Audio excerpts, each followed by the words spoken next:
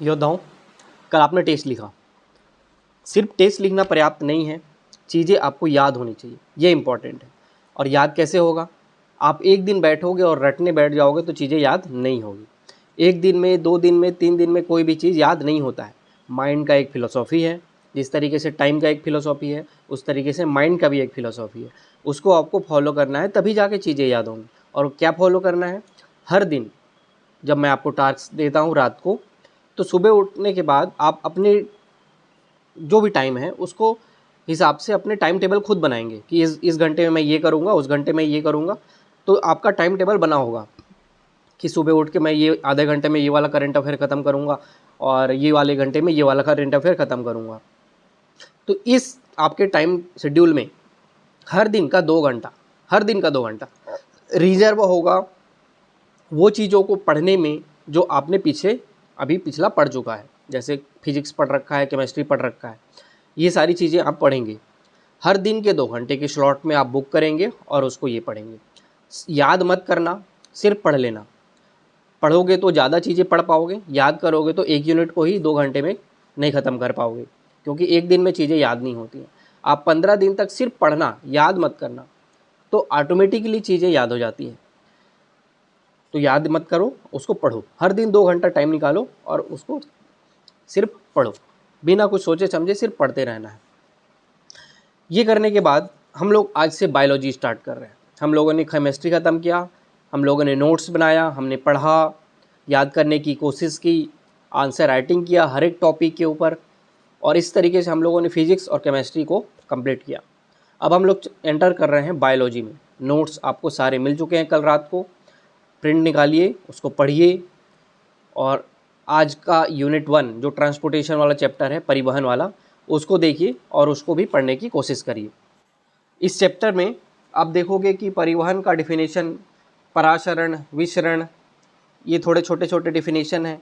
फिर major topic होता है ट्रांसपोर्टेशन इन प्लांट, पौधों में परिवहन के लिए क्या होता है, जिसमें जल, जल मतलब जल, जल से जाइलम, ज से ज, ज से ज, जल और खनिज लवण जो जड़ से आते हैं उनके परिवहन के लिए क्या यूज होता है, जाइलम। और उसी प्रकार से भोजन जो पत्तों में बनता है और वो सब परिवहन सब पूरे पेड़ों में होता है, तो वो परिवहन के लिए फ्लोएम। तो फ्लोएम परिवहन तंत्र और जाइलम परिवहन तंत्र, ये प्लांट में ट्रांसपोर्टेशन का फैसिलिटी होता है जी, ये पढ़ेंगे आप। फिर इसमें वाष्पोत्सर्जन, रसारोहण, ये छोटे छोटे डिफिनीशन हैं। पत्तों के स्टोमेटा के डिफिनीशन है। उसके बाद पौधों में परिवहन के बाद जंतुओं में परिवहन ट्रांसपोर्टेशन इन एनिमल्स। तो इसमें सबसे इम्पॉर्टेंट रोल आप पढ़ेंगे ब्लड के बारे में, रुधिर के बारे में। फिर ब्लड किस किस से बना होता है, रुधिर कणिका और प्लाज्मा से बना होता है। रुधिर कणिका किस किस से बना होता है, WBC और RBC और प्लेटलेट से बना होता है। फिर प्लाज्मा के बारे में पढ़ेंगे। फिर प्लाज्मा के बारे में पढ़ोगे, सारे डिफिनीशन पढ़ोगे, उनके कार्यों के बारे में पढ़ोगे। उसके बाद रक्त का थक्का जमना पढ़ोगे, जो इस साल के 4 नंबर के क्वेश्चन में सीधा पूछा हुआ था। तो रक्त का थक्का कैसे जमता है, ब्लड क्लॉटिंग ऑफ ब्लड। फिर आप लसिका लिम्फ के बारे में पढ़ोगे, उसके कार्यों के बारे में पढ़ोगे। फिर रुधिर वाहिना जो होता है, वाहिनिकाएँ, ब्लड वेसल्स जो होते हैं, धमनी, आर्टरीज, सिराएँ, वेंस, केशिकाएँ, कैपिलरीज, इन सब के बारे में पढ़ोगे आप।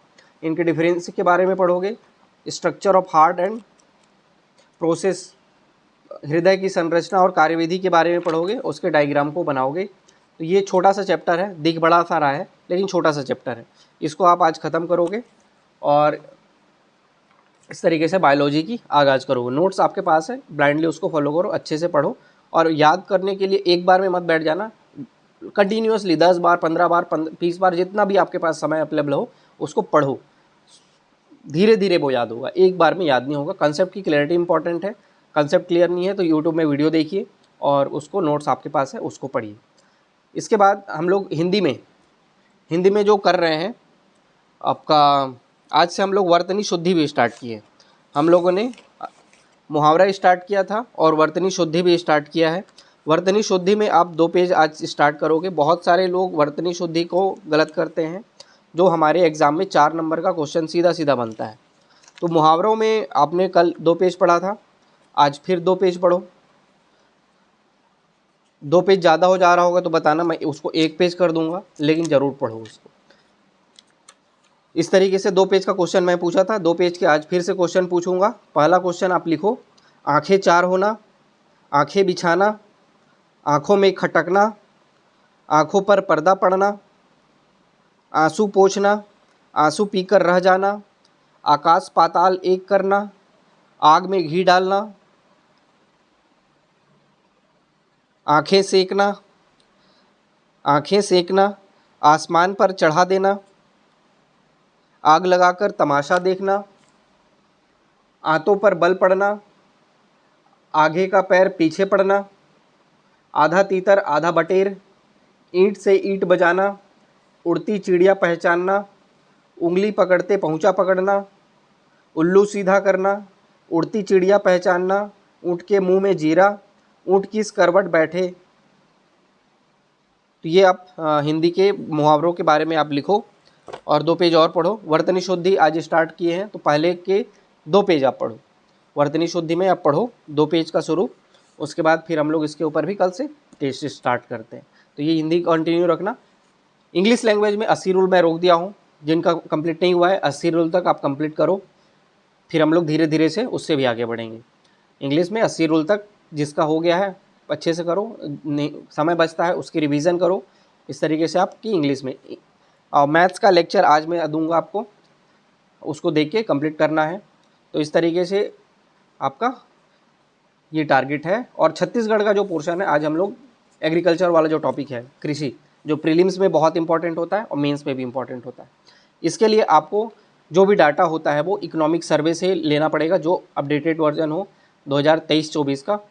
उससे डाटा से अपने जो भी बुक होगा आपके पास, अगर हरिराम पटेल का 2023-24 का करंट मतलब इकोनॉमिक सर्वे से डाटा वाला बुक होगा तो उसमें आपको दिक्कत नहीं होगा। लेकिन अगर आपके पास पुरानी बुक है तो आपको इकोनॉमिक सर्वे 2023-24 का डाटा आपको लेके उसको अपडेट करना पड़ेगा।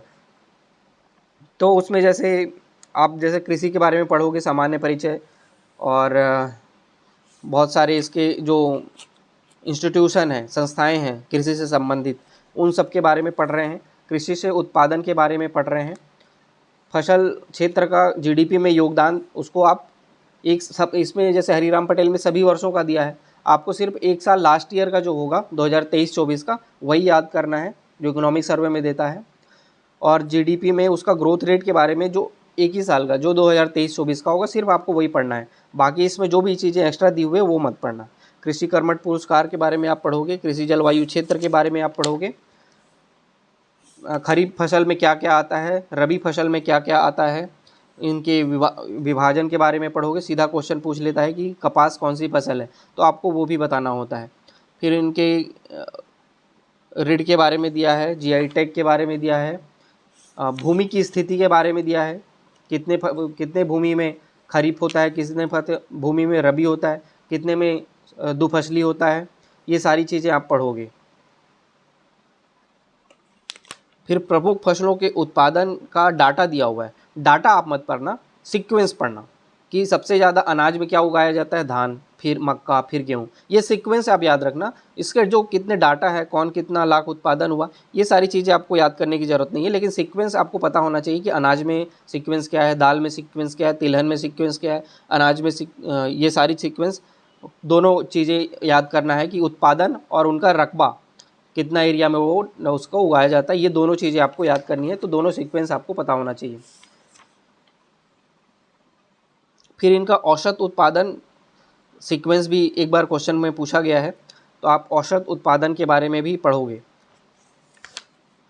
फिर फसलों के शीर्ष उत्पादक जिले मोटा मोटी एक बार देख लेना, क्योंकि ये चेंजेस होते रहते हैं। अपडेटेड वाला ही पढ़ना, पिछला वाला मत पढ़ लेना। और कौन से ज़िले में कौन सा उत्पादन ज़्यादा होता है वो मैप में आप रिप्रेजेंट करोगे। आपके पास छत्तीसगढ़ का मैप है, मैं बोल दिया हूँ। उस मैप में जितने प्रमुख फसल उत्पादक ज़िले आपको लिखा हुआ है, तो कौन से ज़िले में, जैसे धान, जांजगीर चांपा में लिखोगे तो क्या लिखोगे, धान। कोंडागांव में लिखोगे तो क्या, रागी और कुल्थी। कांकेर में क्या लिखोगे, सूर्यमुखी। रायगढ़ में लिखना होगा तो क्या लिखोगे, तिल लिखोगे। जसपुर में क्या लिखना पड़ेगा, मूंगफली, रामतिल, उड़द। तो ये सारी कौन से ज़िले में कौन सा फसल ज़्यादा प्रोमिनेंट है उसके बारे में भी आप लिखोगे। ये डायरेक्टली प्रोपोर्शनल होता है उस क्षेत्र में पाए जाने वाले मिट्टी के। फिर आप बागवानी फसलों का लिखोगे, इसमें आप जब क्वेश्चन देखोगे तब आपको पता चलेगा कि इससे क्वेश्चन कहाँ से बनता है। बागवानी के ऊपर एक ऐसे भी बन चुका है, बागवानी के ऊपर प्रीलिम्स में भी क्वेश्चन बनते हैं। और उसके बाद पशुधन के बारे में पढ़ोगे, एक लंबा टॉपिक है ये। और ये कौन सा इंस्टीट्यूशन कब बना है, दुग्ध प्रौद्योगिकी संस्थान कब बना है, सहकारी दुग्ध संघ कहाँ कब बना है, ये सारी दुग्ध राज्य पशुधन विकास अभिकरण ये कब बना है, ये सारे डाटा आपको याद होने चाहिए, सारे इंस्टीट्यूशन याद होने चाहिए। प्रजनन क्षेत्र जो है वो भी याद होना चाहिए। फिर आपका मत्स्य उत्पादन है, मत्स्य संसाधन है, कृषि विपणन है, कृषि विभाग से संबंधित योजनाएं जो सबसे क्रूशियल रोल प्ले करेगी। कृषि विभाग से संबंधित जो भी योजनाएं हैं इसमें दी हुई है, इसको आप अच्छे से पढ़ो। ये आपका प्रीलिम्स में भी इम्पोर्टेंट आएगा और मेंस में भी इम्पोर्टेंट होगा। उसका शुभारंभ कब हुआ, कौन सा उसका उद्देश्य है, क्या उसकी प्रावधान है, उसके सारे पैरामीटर्स क्या हैं, जहाँ तक होता है आप पढ़ें इसको। प्रयास करें कि 1 बार 2 बार 3 बार 5 बार तक इसको, इस चैप्टर को पढ़ें, पूरा पढ़ें, याद हो चाहे ना हो अलग चीज़ है, एक बार पढ़ें। अंतिम में इसके ऑब्जेक्टिव क्वेश्चन भी दिया हुआ है, ऑब्जेक्टिव भी लगाएं। तो ये कृषि वाला चैप्टर है, आसान चैप्टर है। थोड़ा सा मेहनत अगर शुरुआत अगर पढ़ रहे होंगे तो मेहनत ज़्यादा लगेगा, लेकिन अगर आपने पहले इसको पढ़ रखा है तो ज़्यादा इसमें दिक्कत नहीं जाने वाली है। मैप बनाएंगे छत्तीसगढ़ का, उसमें सारी चीज़ों को रिप्रेजेंट करेंगे और चीज़ों को याद करेंगे। ये मैं बता रहा हूँ, प्रीलिम्स में भी इंपॉर्टेंट है, मेंस में भी इंपॉर्टेंट है। डाटा आपको कहाँ से मिलेगा, इकोनॉमिक सर्वे 2023-24 लेंगे, उसमें से डाटा उठाएंगे और सारे उसमें भी डिवाइड किया हुआ है सारे चैप्टर, कृषि में, एग्रीकल्चर में, मत्स्य, सब कुछ डिवाइडेड है उस चैप्टर में। उस चैप्टर को पढ़िए और उससे इसको लिंक करके बताइए। मैं प्रयास करूँगा कि मैंने नोट्स बना के उसको आपको देता हूँ, इकोनॉमिक सर्वे से जो भी रिलेवेंट डाटा आपके लिए इंपॉर्टेंट हो उसको मैं देता हूँ, उसको आप अपडेट उससे कर सकते हो। ये सारी चीज़ें रहेंगी और मेहनत करते रहिए, पढ़ते रहिए। जो भी दिक्कत होता है मेरे को बताइए, मैं अगले दिन उसके ऊपर वीडियो में ही कुछ बताने की कोशिश करता हूँ। जो भी दिक्कत होता है करते रहिए, बताते रहिए। और आज का क्वेश्चन ऑफ द डे होगा रोहन बोपन्ना के बारे में। आप रोहन बोपन्ना के बारे में लिखेंगे। मनु भाकर 1 मेडल जीती थी, अब उनके 2 मेडल हो गए, डबल कॉन्ग्रेचुलेसन उनको है। तो 2 आप उसमें अपडेट करेंगे और रोहन बोपन्ना के बारे में आप लिखेंगे। जब आप, मैं बोलता हूँ इस खिलाड़ी के बारे में लिखने के लिए तो थोड़ा पढ़ के लिखिए, सर्च करके लिखिए, उनके वीडियोस देखिए यूट्यूब में कि एक्चुअली में वो दिखते कैसे हैं, क्या करते हैं। जब हम लोग का पिक्टोरियल व्यू माइंड में बनता है तो चीज़ें लंबे समय तक याद रहती हैं। तो प्रयास करें, जब मैं बोलता हूँ कि रोहन बोपन्ना के बारे में पढ़िए, मनु भाकर के बारे में बताइए, तो उनको देखिए कैसे दिखते हैं, कैसे खिलते हैं, क्या खेलते हैं। तो एक पिक्टोरियल व्यू आप उसको माइंड में बिठा के रखिए, वो चीज़ें आपको लंबे समय तक याद देती हैं। तो प्रयास करें कि उसको अच्छे से करें। तो यही रहेगा आज के लेक्चर में। कल मिलेंगे एक नए टारगेट के साथ। अच्छे से पढ़िए और खूब मेहनत करिए और रिवीजन भी करते रहिए। Thank you.